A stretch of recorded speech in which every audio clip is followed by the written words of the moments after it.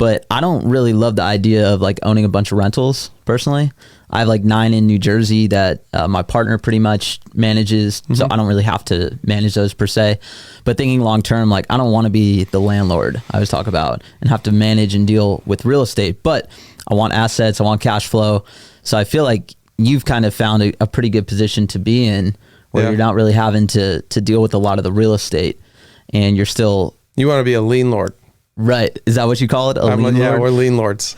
We're LIENlords, yeah. Did you kind of find this niche after experience what like being a landlord was, and then realize that's just not what you really want? Well, I was very blessed because the best part about foreclosure bailouts and leaving the seller in the home, which you never do now, you just wouldn't do it. It doesn't make sense now. Because their exit to get you paid is not, I'm not going to say it's not possible. It's very difficult.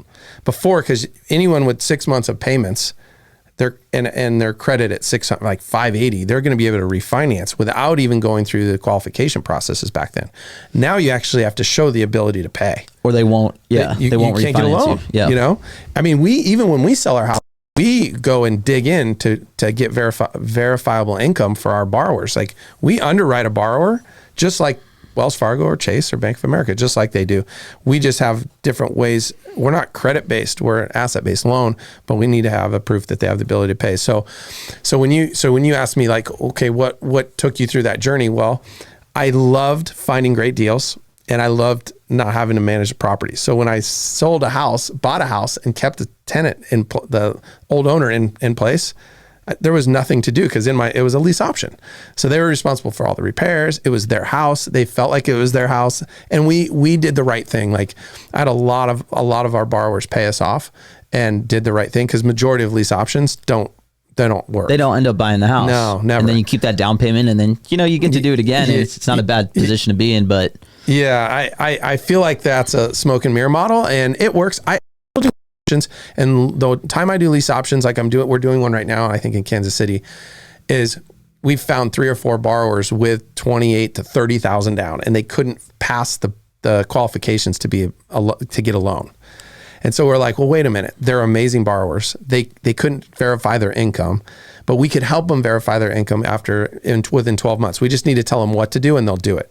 And so that's why I would buy that. I already own it, convert it into a lease purchase, help them get verifiable income, and then convert it into a note. Like that's the plan, But keep in mind, our model is we're able to buy wholesale, sell retail, charge 10% interest, which nowadays isn't even that high anymore, and keep it within line of what rent would be.